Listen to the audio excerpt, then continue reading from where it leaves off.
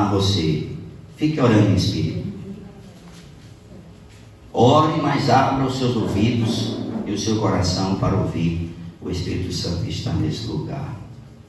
João 7, 37 ao 40, diz assim: E no último dia, o grande dia da festa, Jesus pôs-se em pé e clamou, dizendo: Se alguém tem sede, venha a mim e beba.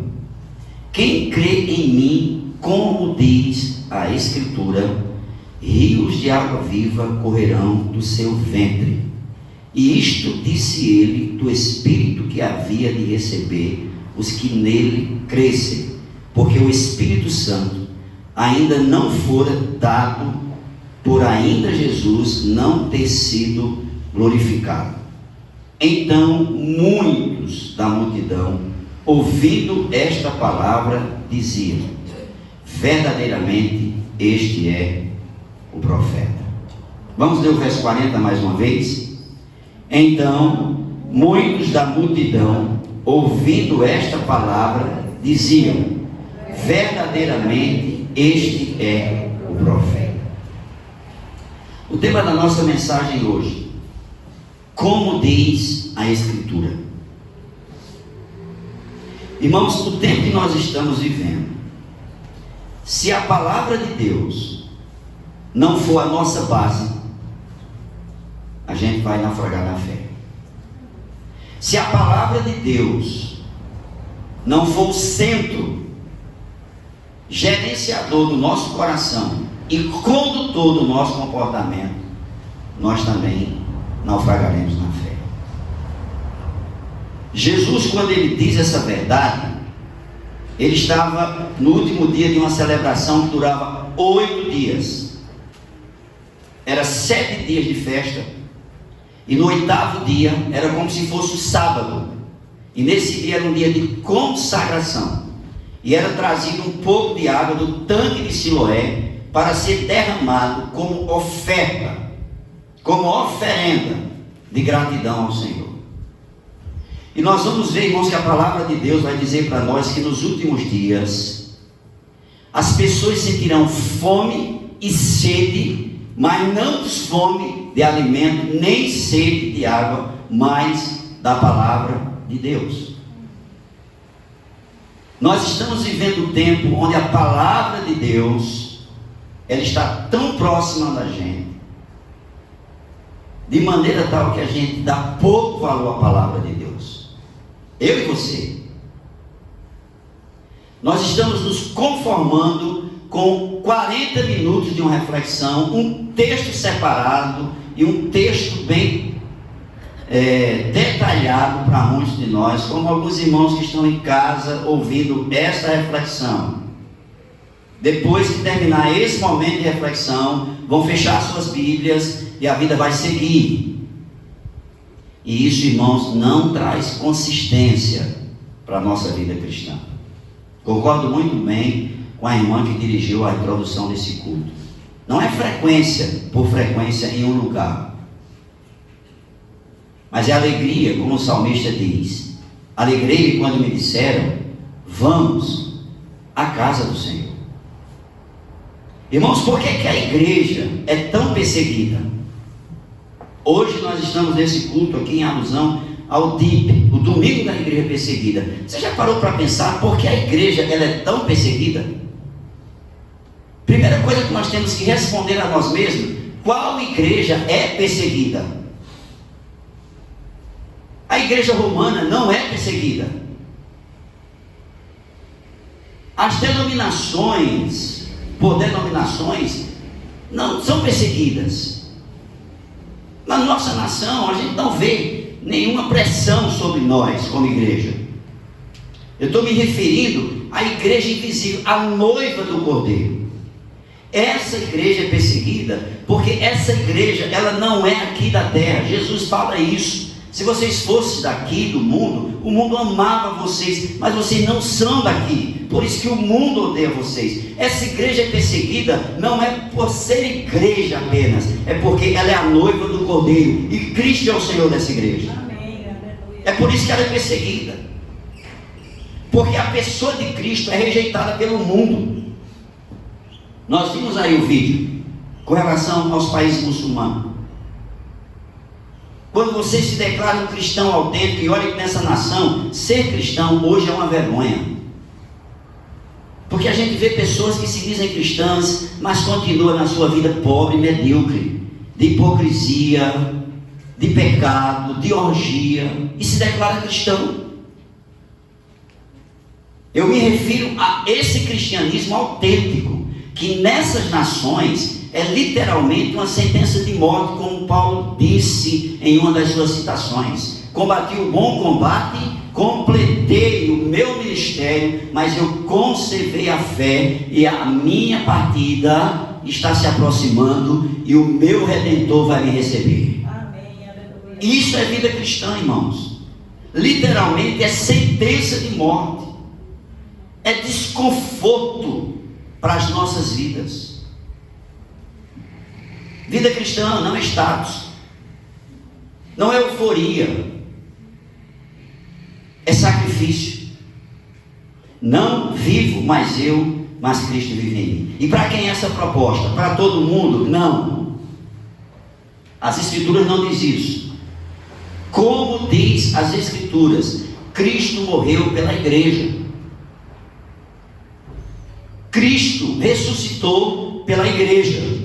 E Cristo anseia plenamente o dia de Ele vir buscar a sua igreja e nós sermos levados para uma eternidade de glória com Ele. Amém. O Espírito Santo anseia por isso, o céu anseia por isso, e a igreja anseia por isso, quando a qualquer momento a nossa redenção vai se aproximar. Sabe por que esse mundo não foi destruído ainda? Porque a igreja de Cristo está aqui. E como igreja de Cristo, irmãos, precisamos entender que nada, absolutamente nada, nos tira do propósito, olhando firmemente para o autor e consumador da nossa fé, Cristo Jesus, nosso Senhor. Nem morte, nem vida, nem potestade, nem as coisas presentes, nem as que possam vir, irmãos, nos tira desse propósito. Por isso eu digo, vez por outra para os irmãos: irmãos, prestem atenção. O pastor de vocês nos fala, e fala sem nenhum receio no coração. Se eu tiver que partir ainda em cima dessa plataforma, e Deus quiser me levar aqui nesse culto, não tem quem impeça. Mas se o Senhor quiser me dar mais 20 anos, não tem quem me leve. Então saia desse excesso de cuidado com a sua vida, que não vai mudar em nada. A Bíblia diz que nós somos entregues à morte todo dia. Alguns dias atrás eu estava falando com uma pessoa, e eu estava falando, de um dos sonhos que eu tive e realizei, e fiquei muito feliz, que era voar num avião. Passei muitos anos, eu vi um avião, meu coração ficava pulando. Eu desejava muito. E aí fui abençoado, fiz uma viagem e fui de avião. Que coisa boa, irmãos. E eu estava contando para essa pessoa, falando sobre esse Deus que cuida das nossas vidas. Essa palavra diz para mim e para você que nós não morreremos enquanto não se cumprir nas nossas vidas tudo aquilo que Deus escreveu. Salmo 139. Todos os dias da minha vida foram escritos nos teus livros, e nenhum deles passa em branco. Quem fez foi Deus, e quem está dizendo é Deus. E quando eu disse isso para aquele homem, ele disse assim: meu Deus do céu, eu vou nada. Eu tenho o maior medo de morrer de avião. Eu digo: meu querido, quem foi que disse que só morre quem está dentro dele? A gente pode estar aqui agora, irmãos, passar uma aeronave aqui e ela cair aqui em cima. Só morre quem está dentro dele. Quantos acidentes aéreos a gente vê? Caiu um avião, matou tantos dentro, e outro bocado que estava em terra. Não tem como a gente fugir dessa realidade. Foi por isso que Jesus, quando ele foi à cruz, ele disse assim: olha, eu vou morrer para que vocês tenham vida. E essa vida de vocês tem que ser uma vida com essa convicção: se você tem sede, venha a mim e beba. Quem está dizendo nas Escrituras? Olha, irmãos, como é bom não apenas nós examinarmos as Escrituras, mas nós fazemos um uso mais regular dela. Como é bom. Como é bom nós cantarmos as Escrituras. Essa palavra é terapêutica para a gente. Davi, sabe o que é que ele fazia nas noites de insônia? Tem alguém aqui, não levante mão, e em casa também. Tem alguém aqui entre nós que está passando noites de insônia. Demora para dormir. Quando dorme tem mais pesadelo do que se possa imaginar. Ou eu ou você. E em casa dos irmãos estão em casa também. Quem está ouvindo essa gravação também deve estar vendo essa realidade. O que é que Davi fazia, irmãos? Quando ele tinha suas insônias. O rei Davi tinha suas insônias. Olha o que é que ele fazia. Abra aí sua Bíblia aí, no Salmo 63.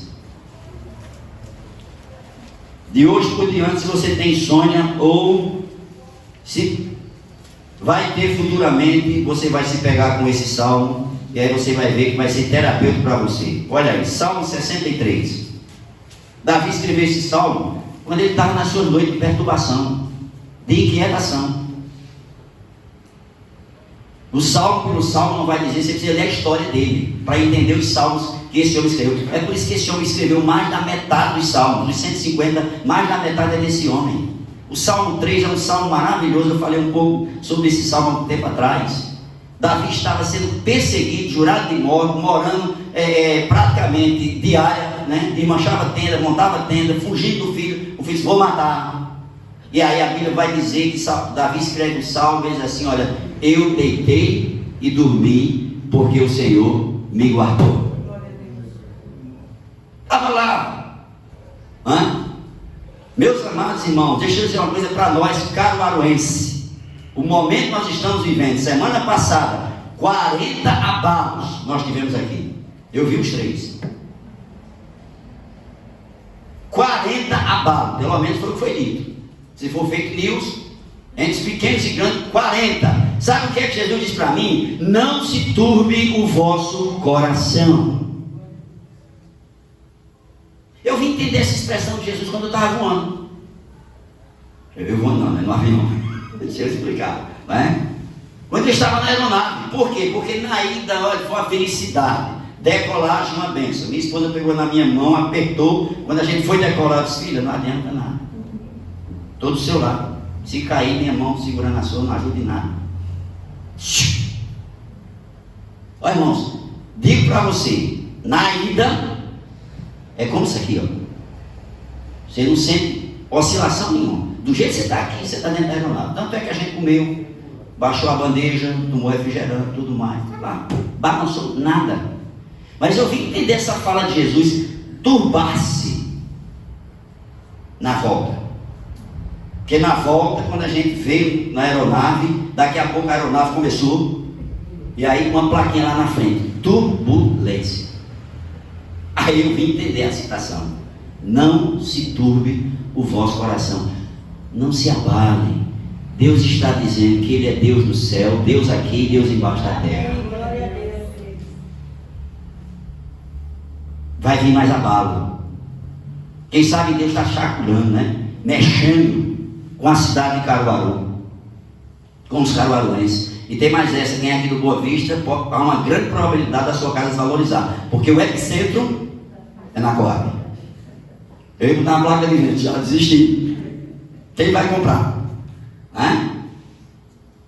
O epicentro é aqui, irmãos. Pode ser que amanhã venha um abalo grande, e onde a gente tiver, quem vai dormir dos que estão me ouvindo fora de casa, no quintal, por causa disso? Não faz sentido. Eu estava conversando hoje, esses dias com alguém sobre isso. Alguém disse assim, ó, pastor, eu vou comprar um capacete. Eu disse, meu filho, para quê? Você acha que resolve só proteger a cabeça? Funciona não, irmãos. E esse homem escreve esse salmo, olha assim, ó, Salmo 63. Você que está dormindo bem, olha aí o que é que o Senhor vai, o que é que o salmista vai dizer, veja. Ó Deus, Tu és o meu Deus, de madrugada te buscarei, a minha alma tem sede de ti, a minha carne te deseja, como em uma terra seca e cansada, onde não há água. Você faz ideia como, por isso quando a gente canta como o rei Davi, eu olho para isso aqui, eu digo, rapaz, agora eu entendo por que Davi foi o homem segundo o coração de Deus. E quando a gente canta como o rei Davi, esse homem fazia isso, irmãos. Ó Senhor, eu tenho sede do Senhor, como que eu tivesse uma terra seca, sem água. E Davi não ouviu as palavras de Jesus lá em João. Davi não ouviu. O texto continua e diz assim: para ver a tua força e a tua glória, como te vi no santuário. Olha, irmãos, Davi era um crente regular na casa de Deus.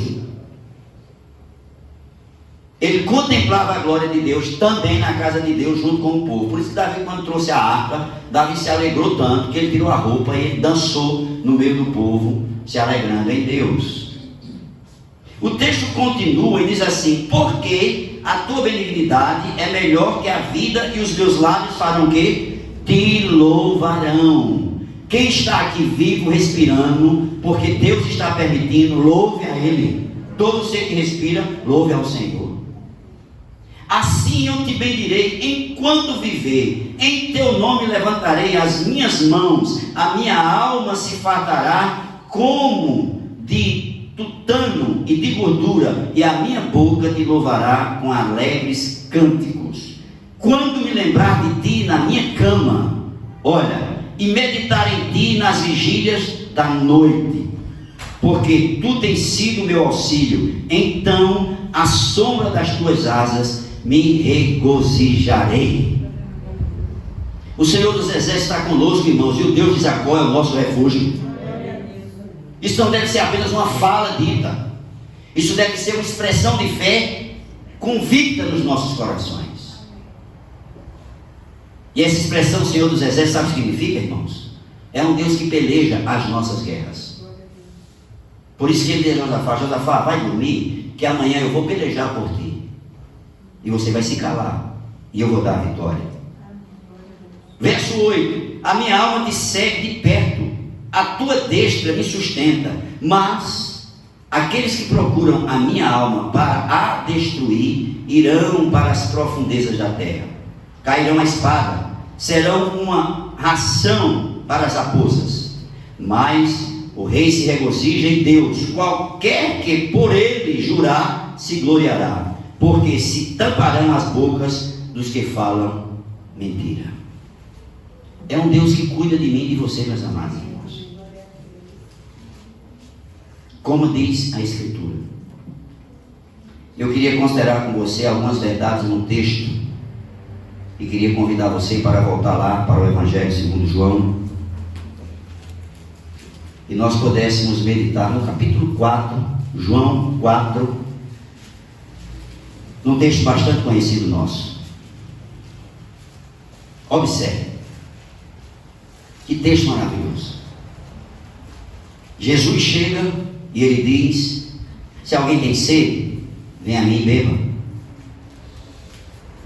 E ele diz, como diz a Escritura, do seu interior vai fluir rio de água viva.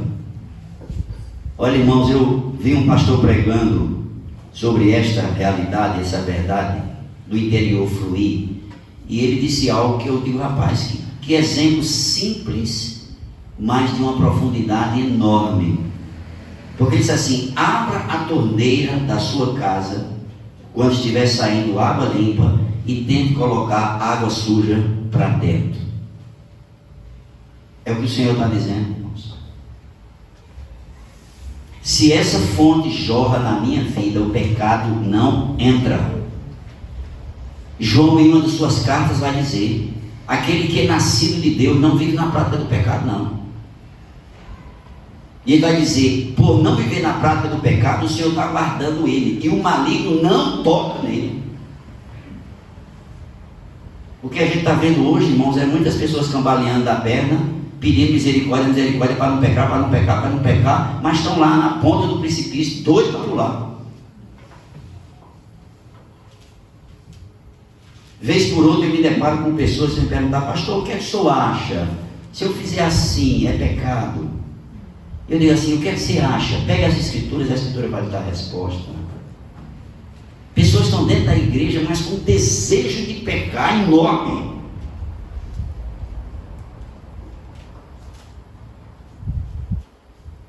Jesus chega no seu ministério, Jesus está realizando o seu ministério, e o ministério de Jesus, irmãos, era um ministério que não era para todo mundo, não. Ao contrário do que a gente vê hoje, né? Que as pessoas querem uma vida cristã só no bom e no melhor. É no palco, recebendo troféu, chegando vitória. O evangelho de hoje é assim. É um Deus que se preocupa em somente dar medalha de ouro para a gente. Esse é o evangelho que hoje é cantado e pregado em muitos arraiais. Jesus diz diferente. Jesus diz para mim e para você: no mundo vocês vão ter aflição, mas tenham bom ânimo, eu venci. Jesus diz assim: olha, se alguém quer vir após mim, negue-se a si mesmo, tome uma cruz, e aí vem aprender comigo.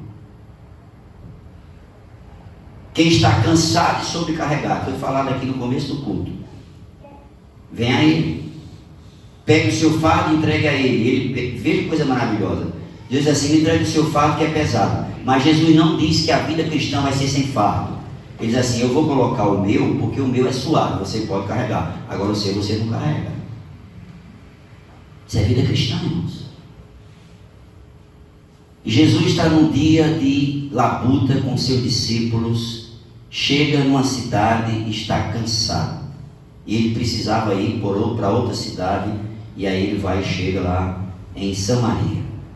João 4 vai dizer as Escrituras, como diz as Escrituras. Observe. E quando o Senhor entendeu que os fariseus tinham ouvido que Jesus fazia e batizava mais discípulos do que João, ainda que Jesus mesmo não batizava mais seus discípulos, deixou a Judéia e foi outra vez para a Galiléia. E era-lhe necessário passar por Samaria. Foi, pois, a uma cidade de Samaria chamada Sicar, junto à herdade de Jacó. Olha Jacó aí, vamos voltar no próximo domingo, seguindo a sequência de mensagens com relação ao Deus de Abraão, de Isaac e Jacó. E estava ali. Foi, pois, a uma cidade de Samaria chamada Sicar, junto à herdade de Jacó, tinha dado a seu filho José. E estava ali a fonte de Jacó. Jesus, pois, cansado do caminho, assentou-se assim junto da fonte. Era isto quase a hora sexta, ou meio-dia. Veio uma mulher de Samaria tirar água. Disse-lhe Jesus: dá-me de beber. Jesus, irmãos, ele era 100% humano e 100% Deus. Jesus aqui estava com fome, Jesus aqui estava com sede, Jesus aqui estava cansado. E olha, irmãos, como falou Marcelo na introdução desse culto, Jesus é aquela pessoa que ele nos chama para uma convivência próxima, não é a distância. Jesus, quando propõe algo para mim e para você, é porque ele viveu. A carta aos Hebreus vai dizer isso, que nós temos um sacerdote perfeito, que conhece as nossas fraquezas, porque assim como nós, passou pelas mesmas dificuldades, porém sem pecado. Mas Jesus teve fome, teve sede, se angustiou, se irou, se entristeceu, se decepcionou, foi injuriado, foi esbofeteado, perseguido, maltratado, humilhado, rejeitado pela sua casa. Os irmãos de Jesus disseram para Jesus, depois a gente vai ver Tiago convertido, escrevendo uma carta maravilhosa, porque aquela carta lá de Tiago, no Novo Testamento, era irmão de Jesus, não era Tiago apóstolo. Mas antes de ser convertido, o que é que Tiago diz junto com os irmãos de Jesus? Olha, se tu és o Cristo, por que tu não te mostra logo? Por que tu já faz aí qualquer milagre aí para mostrar que você... E Jesus diz assim, ó, não é a minha hora. Minha hora. A casa de Jesus rejeitava Jesus, irmãos. E Jesus estava nessa realidade, exausto, moído, enfadado. Eu estava trabalhando hoje aqui, juntamente com a irmã Dias, a gente estava fazendo um mutirão hoje, né? Ontem foi eu e José, hoje foi a irmã Dias. De 2 em 2 é melhor ser 2 do que 1, né? E teve uma hora, irmão, que deu uma sede, né? E aquela sede, irmãos, como a gente não faz ideia do valor que tem água. Não, Solange, quando a gente foi para Afogados da Engazeira, a gente foi 4:30 da manhã para 5 horas e voltamos no mesmo dia, uma das nossas viagens. A gente passamos um dia quente, suado, né? Tinha pouca água para a gente tomar banho, era lavar o rosto, uma coisinha ali, e a gente vinha de volta para casa, todo mundo cansado, mas alegre, porque Deus nos abençoou naquela viagem. Quão formosos são os pés que anunciam boas novas. Eu me recordo que Solange chegou e disse: pastor, eu não vejo a hora de chegar em casa e tomar um banho de cabeça. Eu disse: minha irmã, eu nunca teria a cabeça para tomar um banho. Não é? A gente não faz ideia, irmãos, do quanto é importante a água. Então eu cheguei aqui, ó, fui lá no filtro, aguinha gelada aí, tomando água. Por isso que Davi, ele faz esse exemplo. Ele diz: Senhor, eu tenho sede pelo Senhor, né? Outro salmo vai dizer: como suspira a coça, irmãos, pelas correntes das águas, assim por ti, ó Deus, suspira minha alma. Jesus chega meio-dia em ponto, com sede, e ele não tem uma vasilha sequer, e ele se encontra com a mulher que era samaritana, e a gente sabe, como diz as Escrituras, os judeus não se davam com os samaritanos. Por quê? Nós vamos ver mais adiante. O texto continua e diz assim, verso 8: porque os seus discípulos tinham ido à cidade comprar comida. Guarda esse texto aqui, viu? Os discípulos de Jesus ficou lá perto do tanto, e eles foram para a cidade comprar comida para Jesus, certo? Discípulo de Jesus, uma das prioridades dos discípulos de Jesus, sabe o que é? Essa mulher vai ensinar. Quem é discípulo de Jesus aqui? Amém. Quem é discípulo de Jesus? Amém. Pronto. Você sabe qual é a sua prioridade como discípulo de Jesus? Está lá em Mateus, na convocação que Jesus faz para a sua igreja. Qual é a prioridade da igreja, irmãos? Está lá, dá uma lida lá. O texto continua e diz assim, verso 9: disse-lhe, pois, a mulher samaritana: como sendo tu judeu me pedes de beber a mim, que sou mulher samaritana? Porque os judeus não se comunicavam com os samaritanos. Jesus respondeu e disse-lhe: se tu conhecesses o dom de Deus, e quem é o que te diz, dá-me de beber, tu lhe pediria, e ele te daria água viva. Olha, irmãos, que proposta maravilhosa de Jesus. O crente, ele não é inimigo de ninguém, mas o crente tem inimigo. Essa é a diferença. O crente não pode ser inimigo. Nós odiamos os muçulmanos de modo nenhum. Desejo do nosso coração deve ser o desejo das Escrituras, que a graça alcance o coração destas pessoas e eles sejam salvos como nós somos salvos no dia. Mas nós temos que entender que as pessoas se tornam inimigos. Jesus foi quem disse isso. Quem é amigo dele se constitui inimigo do mundo. Verso 11: disse-lhe a mulher: Senhor, tu não tens com que atirar, e o poço é fundo, onde pois tens água viva? És tu maior do que o nosso pai Jacó, que nos deu o poço, bebendo ele próprio dele, e os seus filhos, e o seu gado? Jesus respondeu e disse: qualquer que beber desta água tornará a ter sede, mas aquele que beber da água que eu lhe der nunca terá sede, porque a água que eu lhe der se fará nele uma fonte de água que salte para a vida eterna. Sabe, irmãos, é matar a sede por completo, é saciar plenamente, não é só o físico, mas também o espiritual. E aí o texto continua e diz o seguinte: e disse-lhe a mulher: Senhor, dá-me dessa água para que eu não mais tenha sede e não venha aqui tirá-la. Disse-lhe Jesus: vai, chama teu marido e vem cá. A mulher respondeu e disse: não tenho marido. Disse-lhe Jesus: disseste bem, não tenho marido, porque tiveste 5 maridos, e o que agora tens não é teu marido. Isto disse com verdade. Disse-lhe a mulher: Senhor, vejo que és profeta. Lembra lá de João? Jesus disse assim: quem tem sede, vem a mim e beba. E a multidão disse assim: este é profeta. Essa mulher diz a mesma coisa.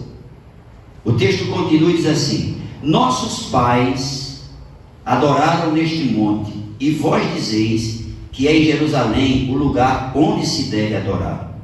Disse-lhe Jesus: mulher, crê-me que a hora vem em que nem neste monte, nem em Jerusalém adorareis o Pai.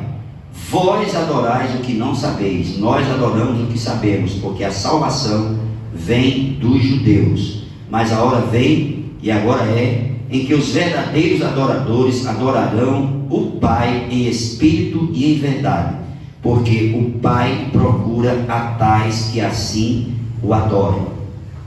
Deus é espírito, e importa que os que o adorem em espírito e em verdade.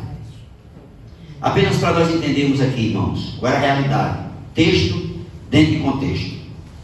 Por que essa mulher pergunta a Jesus: ó Senhor, a gente diz que é aqui em Samaria, e você diz que é lá em Jerusalém. Quando foi que isso aconteceu, irmãos? Quando Salomão está no último tempo do seu reinado, Salomão, ele se tornou idólatra. E aí a idolatria também quebrou Salomão. Salomão foi o homem mais rico na face da terra, mas como ele se esqueceu do Senhor, então, quando ele entrou pela idolatria, as mulheres de Salomão perverteram o coração dele. Ele permitiu que a idolatria tomasse conta do povo de Deus. A Bíblia diz que Deus se indignou com ele. E esse homem começou nos seus últimos tempos de rei a oprimir o povo, cobrar tributo pesado. O povo já não aguentava mais, não tinha mais, é feita a nossa nação, exploração. Irmão, se a gente for olhar as notas, se é que você pega a nota fiscal, que eu nem pego, dá uma dor no coração. A quantidade de imposto que a gente paga é um absurdo, é uma vergonha para a nossa nação. E Salomão fez isso. E o texto diz que Deus disse que ia dividir o reino, 2 tribos e 10 tribos. E o filho de Salomão, Roboão, depois da morte do pai, assumiu o trono. Um menino perverso, um menino que não tinha um coração temente a Deus. Por quê? Porque o pai talvez não tenha feito a lição completa. Ele começou bem, mas não deu seguimento. E o texto diz que esse menino assume o trono, e quando ele assume o trono, Roboão, ele vai e se aconselha com os anciões do povo, e diz assim: olha, a nação está nessa situação, o que é que vocês me aconselham a fazer? E os anciões dizem assim: olha, faz o seguinte, reconsidera o comportamento do teu pai e alivia o jugo do povo, e aí o povo vai estar com você. Estava as 12 tribos ainda. E aí Roboão faz o seguinte: ele escuta o conselho dos anciões e ele vai para os novinhos que foram criados juntamente com ele. E ele chega assim: ó, menino, a gente é tudo aqui do mesmo período, tudo da mesma idade, o que é que vocês me aconselham? Sabe qual é o conselho dos novos? Diz assim: ó, se teu pai pisou no povo, então você pisa mais ainda, porque senão o povo não vai te obedecer. Mas o texto vai dizer que Deus tinha um propósito nisso. Deus permitiu isso, que ele tinha um propósito. E aí ele volta para a nação e diz assim: olha, o meu dedo mínimo pesa mais do que os lombos de meu pai sobre vocês. O rei foi dividido. 10 tribos foram para o lado de Jeroboão, e Roboão ficou com 2 tribos. E Deus disse assim: por amor a Davi eu vou conservar. E Jeroboão foi, e ele percebeu que em Judá havia uma adoração verdadeira a Deus. E ele disse assim: se o povo de Jerusalém for para lá, então esse povo vai se converter, e esse povo vai me deixar, e Roboão vai me matar. Então foi o que esse camarada fez. Está lá, primeiro livro dos Reis, você dá uma lidazinha lá. Esse eu disse assim: ó, vamos fazer o seguinte, ó, vamos fazer 2 bezerros de ouro, botar aqui e dizer assim: ó, o Deus de vocês está aqui. Não precisa falar não, vocês adoram aqui. Olha, irmãos, as gerações passam, mas as histórias são as mesmas. No meio do povo de Deus ainda tem um bocado de bezerro aí. É Deus, mas também. Ou é o Senhor, mas... E aí a Bíblia vai dizer que o povo ficou lá em Jerusalém, adorando a Deus, mas também adorando aos bezerros. Os 2 bezerros foram colocados. E aí a fala dessa mulher é justamente isso aí. Ó, a gente diz que o lugar da adoração é aqui, e vocês judeus dizem que é lá em Jerusalém. Afinal de contas, qual é o lugar? Irmãos, preste atenção numa verdade aqui nesse texto. A questão aqui não é o lugar pelo lugar, porque às vezes eu posso ir para um lugar e não adorar. A questão aqui é que a Bíblia, a Escritura vai dizer que Deus, olha irmãos, isso aqui é maravilhoso. Jesus disse que o Pai está procurando a adoração verdadeira. Está aqui nas Escrituras. O Pai está procurando. Jesus diz assim: Deus é Espírito, e os verdadeiros adoradores devem adorar em Espírito e em verdade. Eu quero dizer para você que a adoração que agrada a Deus é essa. Quando você vier para essa casa, seja terça, seja quinta, venha para adorar o Senhor. Não venha para um ritual. Não venha marcar um ponto presencial, que não funciona, irmãos. Quando você for amanhã para as suas atividades, adore ao Senhor com seus feitos. Se você vai vender, comprar, fazer exercício, dirigir, adore a Deus. Comece seu dia como Davi, reconhecendo que o Senhor é o provedor nas nossas vidas. Olha, irmãos, eu já disse isso uma vez aqui há um bom tempo. Meus filhos, quando viviam lá na nossa casa, eu tinha algo comigo. Eu podia estar com sono que eu tivesse, mas eu só dormia quando meus filhos estavam em casa. Miqueias, quando estava namorando, às vezes ia para casa namorando e dizia: filho, está a hora. E às vezes a gente entende muito bem isso, né? Está tão bom o momento que a gente passa um pouquinho. Eu já fiz isso. Meu sogro, de vez em quando, levantava lá na cozinha e fazia aí eu sabia que era hora de ir embora. A gente já passou por isso, né? E aí, quando é que eu literalmente dormia? Eu podia estar cansado como tivesse, quando os filhos estavam em casa. Eu acho que quem é pai aqui sabe muito bem disso. O Rogério tem um filho que é militar, sabe muito bem disso. Está Léo hoje no plantão, trabalhando lá, não sei se numa viatura. Quando é que o coração de um pai, quando os filhos estão em casa, literalmente se aquieta? Quando os filhos chegam. Eu me recordo do testemunho do irmão da nossa igreja não local, que já dormiu no Senhor. Ele era um militar também, e o pai era um militar, e o pai sendo militar disse para ele: meu filho, a última coisa que eu quero para você é você ser um militar. Mas ele disse que queria ser como um pai, se tornou um militar. E o pai testemunhou para mim, uma vez eu estava numa visita lá na casa de Janilson, e o pai dele disse assim: olha, eu só consigo dormir quando meu filho chega do plantão e ele bate a aliança na grade, na janela do meu quarto. Aí eu sei que meu filho está entrando, aí eu durmo. Comigo era assim. Quando meus filhos estavam em casa, é que eu dormia. Estão casados hoje. E eu disse para minha esposa, antes deles casar, eu digo: filha, Ana, eu entendo que Deus nos dá filho para a gente colocar nos braços, embora eu não coloquei tanto. Depois os filhos crescem e a gente tem que andar com eles, segurando na mão. Mas chega uma hora que a gente tem que entender que é a mão de Deus quem sustenta. Quem está guardando o Léo agora é o Senhor. Quem está guardando minha filha em Recife, meu neto em Recife, meu genro em Recife, é o Senhor. E Miqueias agora está num novo emprego, está viajando demais. Sabe o que é que me consola? Todas as vezes, estou dizendo que ele vai tomar conhecimento disso agora.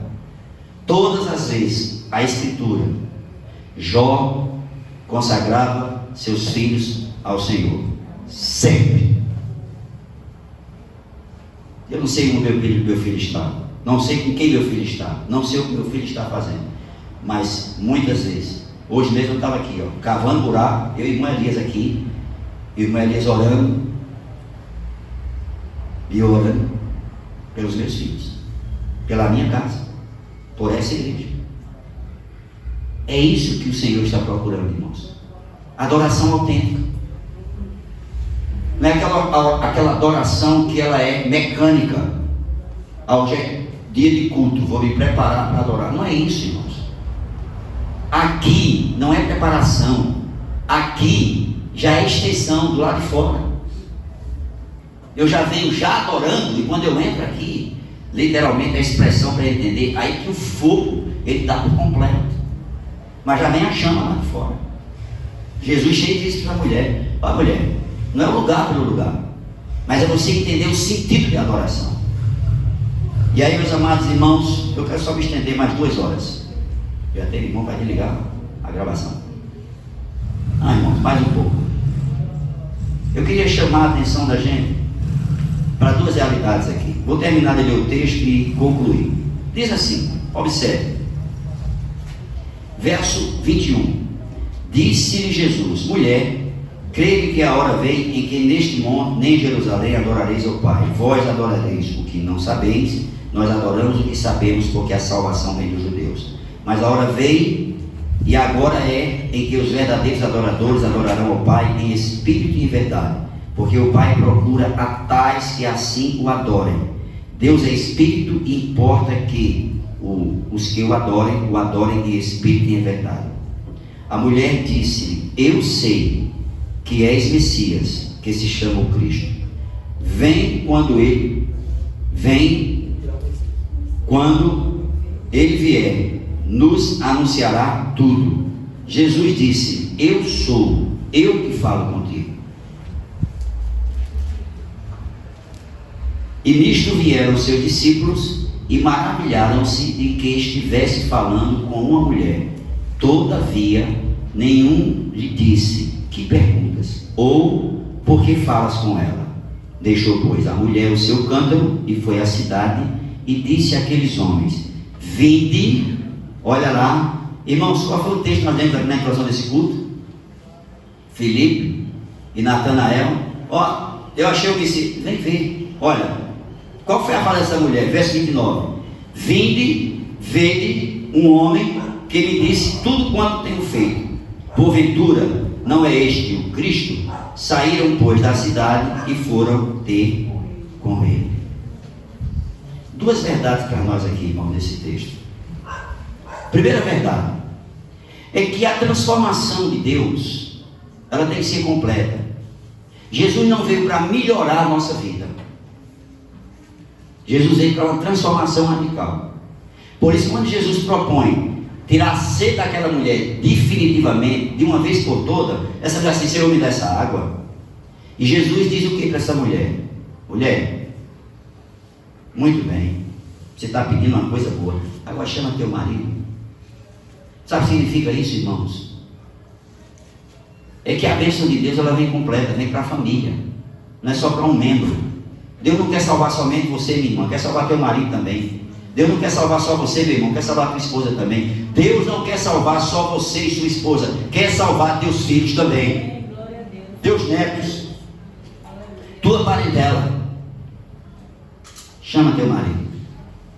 E aí, meus amados irmãos, a semelhança de Jacó, quando foi abençoado, nós vamos estar pregando no próximo domingo sobre o encontro de Jacó com Deus e a salvação de Deus na vida desse homem. Se tem uma coisa que alegra o coração de Deus, chama-se verdade. A verdade não entristece Deus, mas a mentira irrita Deus, seja qual for. E essa mulher diz assim: ó, eu não tenho marido. Jesus diz assim: tu disseste bem. Então, irmão, se eu quero conserto em Deus na minha vida, eu preciso entender que diante dele, só com a verdade, só com a verdade. Ó Senhor, eu pequei. Lembra do filho pródigo? Eu pequei, Senhor. Sabe quando é que essa mornidão vai sair, talvez, do seu coração, do meu coração? Quando a gente for um tempo com Deus. Senhor, eu não estou te buscando como deveria, tem misericórdia de mim. Eu não estou te servindo como eu deveria, tem misericórdia de mim. Me ajuda na minha falta de fé. Alguém me disse a Jesus: quando a gente for transparente com o Senhor: Senhor, eu estou vivendo com a presença do Teu Espírito Santo, mas eu não valorizo o Teu Espírito Santo na minha vida, então manda o Teu Espírito Santo me revestir. Aí ele vem e ele reveste, e ele dá um novo sentido para a vida. Porque, irmão, se não fosse o Espírito Santo confortar na igreja, você faz ideia de como estaria a igreja hoje? Então nós precisamos entender que a verdade, ela agrada a Deus. Não tem, disseste bem. Meu, Jesus não reprovou a mulher. Jesus aprovou ela, disse assim, ó, você disse a verdade, gostei. Agora preste atenção, irmãos, algo que está nesse texto, que é maravilhoso. Essa mulher, quando encontra essa graça bendita, a primeira coisa que ela faz, sabe o que é? É convidar a cidade toda.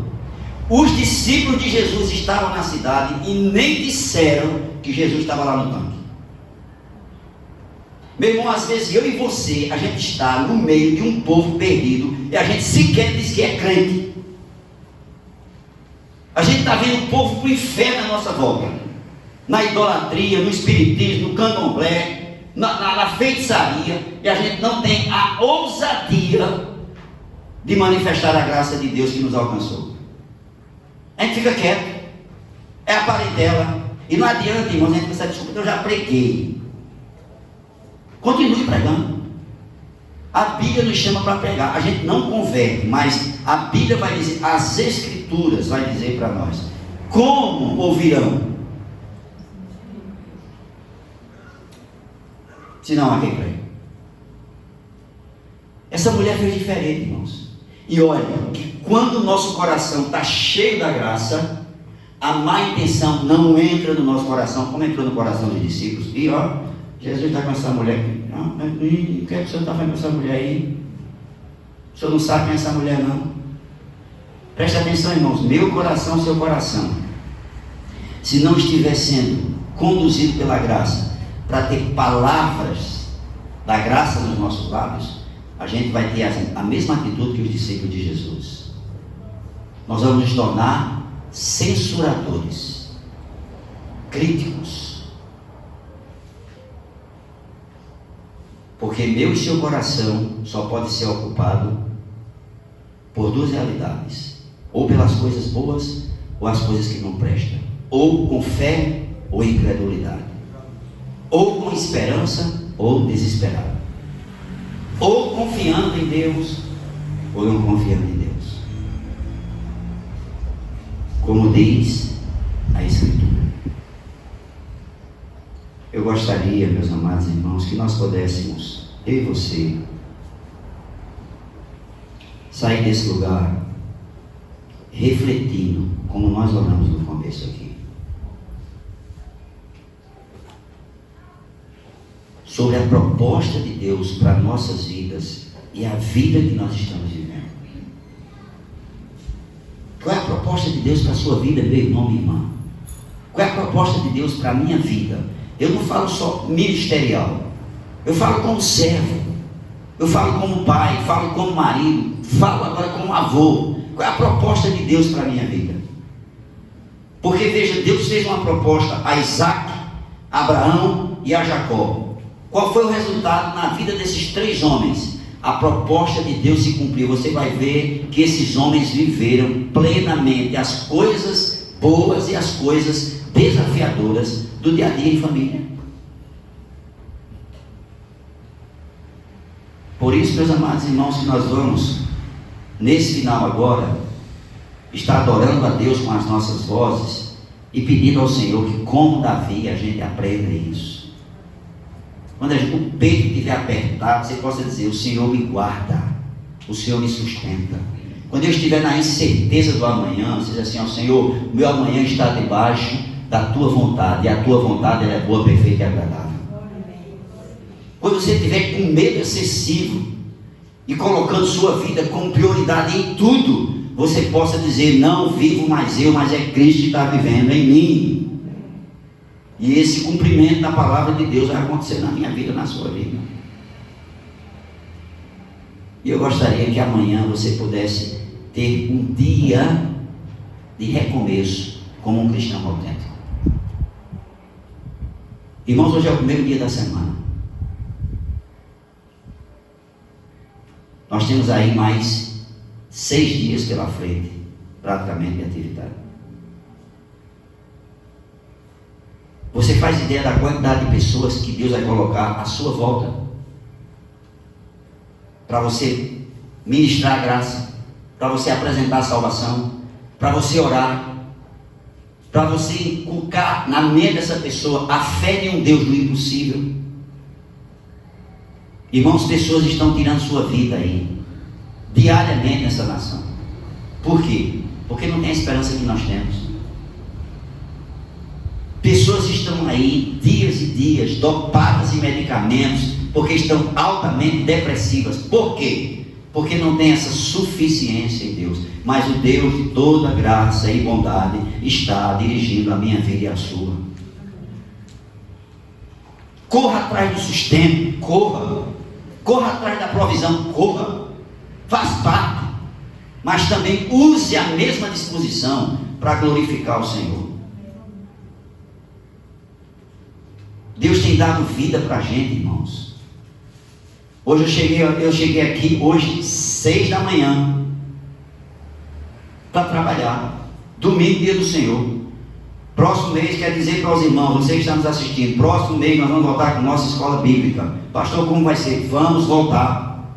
Não estamos num tempo de férias não, irmãos. Vamos voltar à casa do Senhor, domingo pela manhã vamos estar aqui. Enquanto a gente estava aqui, trabalhando. Foi até 1h30 da tarde. Irmã Elias foi até quase meio-dia. Estava aqui eu e ele. A gente trabalhando. E aí saí daqui, cheguei em casa, a esposa tome um banho. Aquele banho bem tomado, gostoso. Depois ela preparou minha refeição. Ai, irmãos. A gente só vai fazer ideia dessas dádivas no dia que não tiver mais comida em casa. E eu comi, olha, várias coisas, me deleitando, comendo. E renovando o meu físico, para estar no culto da tarde aqui, renovado fisicamente. Comi tão bem que não consegui dormir de imediato, porque a gente quando come muito bem, a primeira coisa que vem é vontade de dormir, né? Pelo menos eu, não sei você. Eu fiquei um tempinho lá na sala, para a comida se acomodar um pouquinho, né? Não ficar concentrada. E aí depois eu me levantei e disse para meu filho, vou dar um cochilo. E aí meu irmão, deitei na cama. E eu me lembrei de inúmeras pessoas que estão dormindo, como eu vi a semana passada na nossa cidade, no centro, debaixo das marquises da loja, as pessoas dormindo num papelão. Você tem uma cama fofa em casa. Você tem travesseiros, lençóis limpos.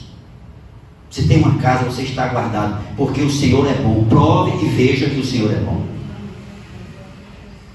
E aí, meus amados irmãos, nós vamos passar essa semana todinha correndo, como diz Salomão em Eclesiastes, atrás do vento e nos esquecendo dessa bondade de Deus. Eu estava dizendo essa semana à minha esposa, filha, Deus foi muito bom para com a minha casa, com a nossa casa. Olha, irmãos, que a gente precisa desmistificar as coisas. Pensa assim, eu não vou falar que está bom, porque senão vai estragar. Acaba com isso, meu irmão. Isso é superstição. Nós temos que narrar os feitos do Senhor. Nós como família, nós temos dificuldades, como todas as famílias, mas nós temos experimentado essa graça bendita de Deus. Meus filhos são unidos. Minha nora cuida do meu filho, uma bênção. Eles estão esses dias lá em casa, enquanto o apartamento está sendo reformado. Eu vejo meu filho sendo um bom esposo para ela.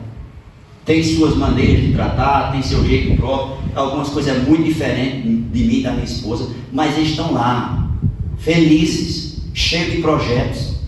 Estava em Recife com minha filha, do mesmo jeito com o marido. E uma coisa que nós aprendemos, eu e a minha esposa, a gente chega na casa da filha, quais as regras que prevalecem? Da filha e do marido dela. Chega na casa do filho, qual é a regra que prevalece? A dele e a da esposa. É simples assim. Alguns dias atrás eu disse para meu filho, filho, como é que está a hospedagem? Esse assim, papai, primeira, porque nós sabemos ser hóspedes. É assim que é a vida, irmãos. Meus filhos são amados pelas sogras. Pergunto para vocês, isso é normal hoje no contexto familiar? Tereza ama meu filho como a mãe dele ama. A irmã Conceição ama a Raíza como ama a Natan. E nós amamos a nossa nora e o nosso genro como os pais amam. Cuidamos dele. O que é que Deus quer para você, meu irmão? O que é que Deus quer para mim? Deus Deus tem suprido cada dia as minhas necessidades, como tem suprido a sua. Não tem deixado faltar. O que mais nós estamos esperando de Deus? Para nós literalmente desfrutarmos desta promessa bendita de Jesus. Você está com sede? Venha. Ele é a fonte de água viva. Graças te damos pela tua misericórdia e a tua fidelidade para conosco. Estamos vivendo um tempo, Senhor, tão difícil, um tempo tão desafiador, Senhor, onde muitas vezes, Pai, nos falta o ânimo, nos falta a disposição, Senhor, para buscarmos a tua face, para buscarmos o teu Espírito Santo, para meditarmos na tua palavra. Deus, nós não podemos por nós mesmos mudar essa situação, Senhor. Por isso que tantas vezes os teus profetas diziam: faz de novo, Senhor, visita o teu povo, aviva a tua obra, Senhor. E nós rogamos a ti, Senhor, aviva a tua igreja, Senhor, aviva teu povo, Pai, para nós entendermos que nós vivemos um tempo que o Senhor preparou para que nós pudéssemos também glorificar o teu nome. Nós somos a menina dos teus olhos, somos o teu Israel, somos a nação santa, o povo de propriedade exclusiva de Deus. Senhor amado, nós somos uma nação livre para adorar o teu nome. E hoje nós estamos aqui como uma nação livre, como uma igreja livre, rogando a ti, Senhor, por aqueles irmãos que estão vivendo em países onde não há essa liberdade para adorar a ti, Senhor. Estende a tua mão, Senhor, a tua mão de consolo, a tua mão de conforto, a tua mão de sustento, a tua mão de cura, a tua mão de renovo, para que essas pessoas possam experimentar, como tantos homens e mulheres ao longo das Escrituras e ao longo da história da humanidade estão testemunhando, que eles confiaram em ti, Senhor, e foram assistidos por ti. Vale a pena, Senhor, buscar a tua face, vale a pena louvar o teu nome, vale a pena viver para a tua glória, para o teu louvor, Senhor. Não nos permita vivermos mais nenhum momento das nossas vidas sem essa concepção dos nossos corações. Que o Senhor seja a nossa prioridade, que o Senhor seja a nossa suficiência, que o Senhor seja o nosso tudo, porque assim, Senhor, nós estaremos experimentando esta vida plena na tua presença, e quando nos faltar a respiração, nós temos a certeza que o Senhor nos colocará nos seus braços, e nos seus braços nós estamos seguros. Ó Pai, que essa oferta que foi tirada deste culto seja direcionada para abençoar vidas. Que as ofertas que foram tiradas, Senhor, em muitas igrejas, em muitos lugares, para abençoar esse ministério, portas abertas, possa ser uma provisão em resposta da oração desses líderes, desses homens que confiam na tua deixa de fidelidade, porque é o Senhor quem move o coração, é o Senhor que manifesta a sua deixa de poder para abençoar a sua igreja e o seu povo. Senhor, nos leve em paz para os nossos lares e nos conceda uma noite de descanso, uma noite de renovo, uma noite de refazendo físico, porque o Espírito está sendo refeito por meio da tua palavra, por meio da ação do teu Espírito Santo. E que amanhã nós tenhamos a plena certeza que o Senhor preparou todo o nosso dia, e que nós venhamos a glorificar o teu nome por isso. Nos dá, Senhor, o discernimento para pregarmos, para orarmos, para aconselharmos pessoas. O Senhor vai nos dar a oportunidade, como o Senhor deu àquele jovem, que ao encontrar aquele homem naquela carruagem, perguntou: entendes o que lê? E aquele homem disse: como compreender, se não tiver quem me explique? O Senhor nos use, como o Senhor usou Filipe, como usou Natanael, como usou André, como usou a Pedro e tantos outros, para que em tudo o teu nome seja glorificado. É no nome de Jesus que nós te oramos e nós te agradecemos.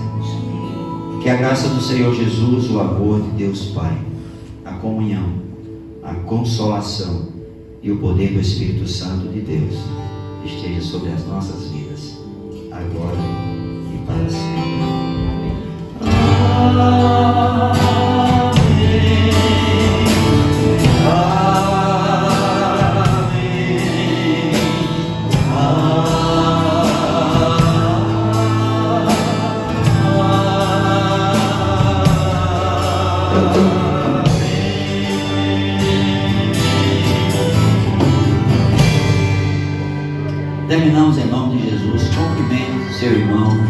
à sua maneira.